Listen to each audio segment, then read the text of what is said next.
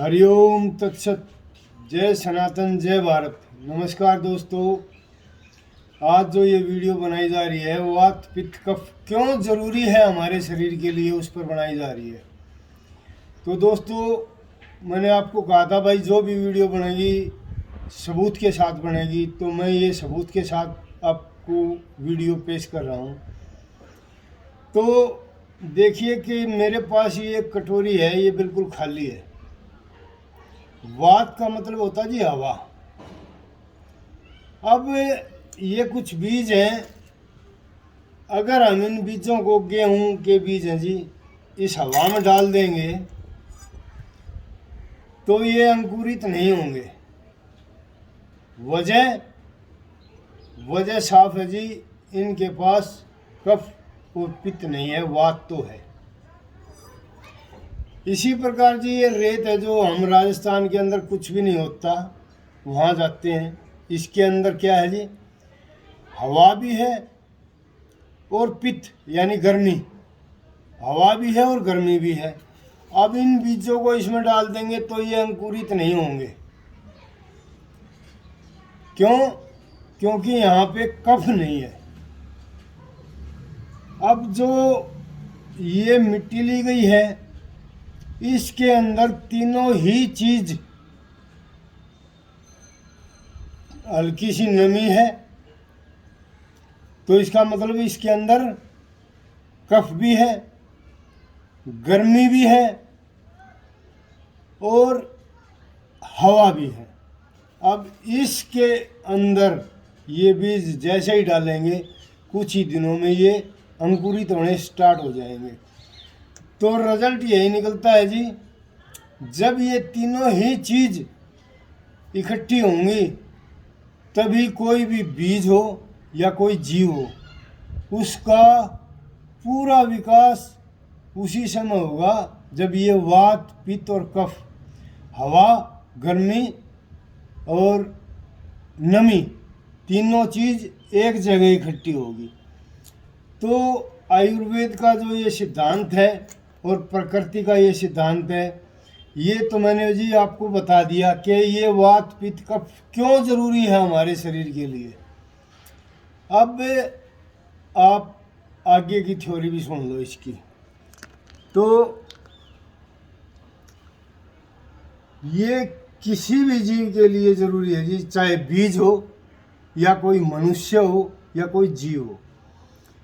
अब ये थ्योरी काम कैसे करती है, जैसे प्रकृति ने सुबह, शाम और दोपहर बनाई, उसी प्रकार से हमारा सुबह कफ प्रबल हो है, दोपहर में पित्त प्रबल हो है, शाम को वात प्रबल होता है। अब इसको हम इंसानों पे लागू कर रहे हैं, तो जो हमारा बचपन है, मतलब 12 से 13 साल से पहले उसकी वात प्रकृति ज़्यादा ना हो, कफ प्रकृति ज़्यादा होगी, वे बच्चे कफ के प्रभाव में रहेंगे। अभी मैंने पीछे भी वीडियो बनाई थी भाई, दूध की हमारी जो प्रकृति है वो कफ की प्रकृति है, और सुबह जो हम लोग बच्चों को कहते हैं भाई दूध पी ले, दूध पी ले, तो वो कफ प्रकृति सुबह की होगी और दूध की भी प्रकृति कफ की है। इसी तरह बच्चे की भी कफ प्रकृति होगी। 3 प्रकृति कफ की इकट्ठी कर दी आपने। तो जहाँ ये तीनों प्रकृति इकट्ठी होंगी तो बच्चों को जुकाम, खांसी, नज़ला, कफ के रोग होने ही होने, चाहे आप उनका कितना भी ट्रीटमेंट करवा दो।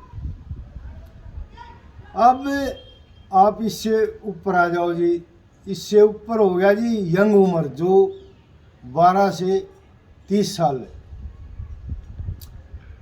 उस उम्र के अंदर हमारा जो 40 साल तक पित्त बढ़ता है।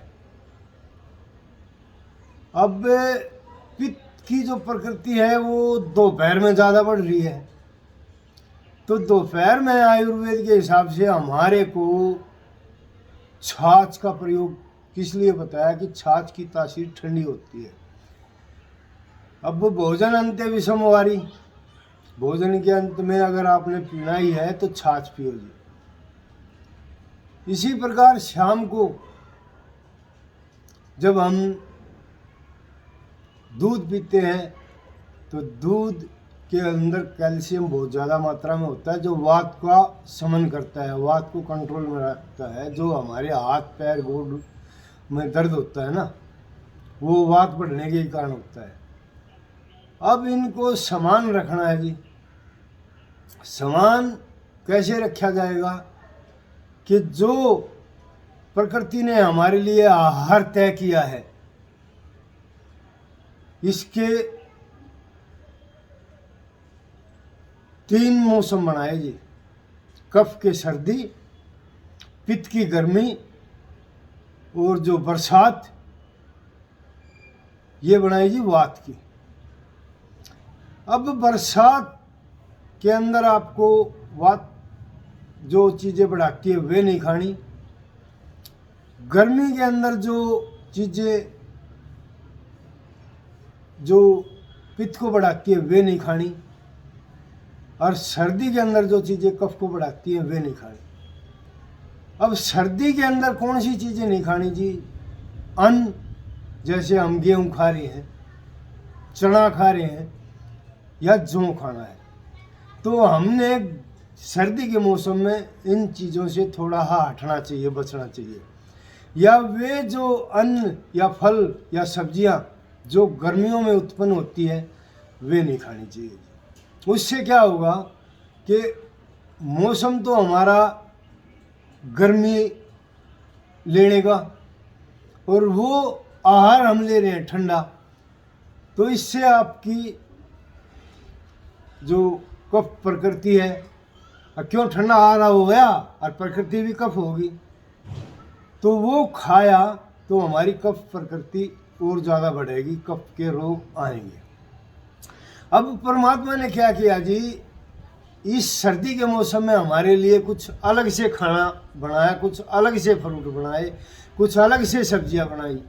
अब जो फ्रूट सर्दियों में उत्पन्न होते हैं, जैसे सेब है या इस तरह की ये फ्रूट है, या भाई अपने जो ड्राई फ्रूट है, या भाई जो सब्जियां हैं जैसे गोभी है, हरा साग है, इनकी मूली है, गाजर है, शलजम है, शकरकंदी है, मूंगफली है, तिल है, ज्वार है, बाजरा है, मकई है, तो ये हमारे खाने के जी सर्दियों के। अगर आप इनको गर्मियों में यूज़ करोगे या बरसात में यूज़ करोगे तो ये आपको नुकसान ही पहुंचाएंगे, फ़ायदा नहीं पहुंचाएंगे। इसी प्रकार अब आ गई जी गर्मी। अब गर्मी आ गई तो गर्मी में क्या होगा कि परमात्मा ने गर्मियों के फल अलग बनाए, इसी तरह गर्मियों की सब्जी भी अलग बनाई, और गर्मियों का आहार अन्न दाल दलहन वो भी अलग बनाए। अब वे दाल दलहन कौन से हैं जी? गर्मियों के लिए कि हमारा जो गेहूं है उसकी तासीर ठंडी होती है, और जो चना है उसकी भी तासीर ठंडी होती है, और जो हमारा जौ है उसकी भी तासीर ठंडी होती है। तो गर्मियों के अंदर आपने करना क्या है, जैसे भी आपको अनाज सूटेबल हो, भाई 1 किलो चना ले लिया, 2 किलो जौ ले ली, और 4 किलो आपने गेहूँ ले लिया, उसको पिसवाओ, उसको खाओ। गर्मियों के अंदर जो सब्जी है जैसे घिया है, तोरी है, ये सब बेलों पे लगती हैं। सर्दियों में फ्रूट जो हैं वे सब पेड़ों पे लगते हैं। तो वे सब्जियां अपनानी है आपने, और जो ठंडी तासीर के फल होते हैं गर्मियों के अंदर, जैसे खीरा है, ककड़ी है, और अपने खरबूजे हैं, तरबूज हैं, इनके अंदर आम है, इनके अंदर लिक्विड ज़्यादा है, जिसे हमारा जो पाचन तंत्र है वो आसानी से हजम करता है। अब जी वात का समय आ गया, बरसात का। अब बरसात का समय जो आया हमारा, उसके अंदर कोई भी बासी चीज़ या जो भी हमारा आहार है जो वात को बढ़ाता है, उसको ना बढ़ाएं ना खाएं, ताज़ी बनाएं जी, ताज़ी खाएं। तो इस प्रकार हम भोजन के द्वारा और प्रकृति ने जो हमारे लिए अन्न, दाल, दलहन, फ्रूट, सब्जियां जिस ऋतु में बनाई है उसको खाएंगे तो हमारे जो ये वात, पित्त और कफ तीनों ही संयमित रहेंगे। अब आगे आ जाओ जी कि अब आपने बहुत से भाइयों ने कहा कि भाई साल में महीने 12 हुए। हाँ जी, महीने साल में 12 हुए, और आपने जो ये 3 महीने सर्दी के, 3 महीने गर्मी के और 3 महीने बरसात के, ये मेन ऋतु हैं हमारी, उनके बारे में बताया। जो बाकी 4 महीने बच गए तो इनकी भी जी 3 ऋतुएं अलग अलग हैं, वे होती हैं 40-40 दिन की। जिस प्रकार हम जब भी हमारी किसी बहन बेटी को बच्चा होता है तो उसको 1.25 महीना चारपाई पर रखते हैं, तो उसका तात्पर्य यही है कि बच्चा जन्मते समय उसके शरीर की कुछ कोशिकाएं टूटी, उन कोशिकाओं को रिपेयर करने के अंदर 1.25 महीना लगेगा। तो उसको आराम से इसीलिए लिटाया गया है कि भाई वो 1.25 महीने जो उसको पीड़ा प्रसव हुई, उसको जो बच्चा जना उसने, उसके अंदर जो कोशिकाएं टूटी, उन कोशिकाओं को रिपेयर करने के लिए हम लोगों ने 1.25 महीना उसको चारपाई पे लिटा के खिलाया। अब इसी प्रकार पतझड़ का समय आया, तो पतझड़ के समय में पेड़ क्या करते हैं भाई, अपने जो सारे पत्ते गिरा देते हैं। 20 दिन का अंतराल है, 20 दिन के अंदर पेड़ अपने सारे पत्ते गिरा देगा। अब अगले 20 दिन के अंदर उसके अंदर नए पत्ते आने स्टार्ट हो जाएंगे, बिल्कुल पूरे पत्ते आ जाएंगे। प्रक्रिया वही है कि उसने पुराने पत्ते छोड़ के नए पत्ते अपनाए। वही क्रिया हमारा शरीर करेगा कि हमारा जो शरीर है कुछ कोशिकाओं को तोड़ेगा और कुछ कोशिकाओं का निर्माण करेगा हमारे अंदर। अब जैसे ये 3 ऋतुओं के अंदर ही होगा, जैसे हमारे नवरात्रि 2 बार शुरू होते हैं और बारिश आने से पहले भी हमारे को खांसी, जुकाम, बुखार ये होते हैं। तो इन मौसमों को शरीर खुद को उनके अनुरूप ढालने के लिए तैयार करता है। इस तैयारी के अंदर वो क्या करता है कि अपने शरीर की कुछ कोशिकाओं को तोड़ना है और कुछों को जोड़ना है। तो ये साल के अंदर जो 6 ऋतु हैं वे मैंने आपको 4 महीने भी गिनवा दिए। 40 ये 120, मतलब 4 महीने वे हो गए साल के, और 3-3 महीने 9 महीने। अब 9 महीने का क्या तात्पर्य है, जो हमारी माताओं बहनों को गर्भ की अवधि 9 महीने क्यों है, वो केवल इसी वात, पित्त, कफ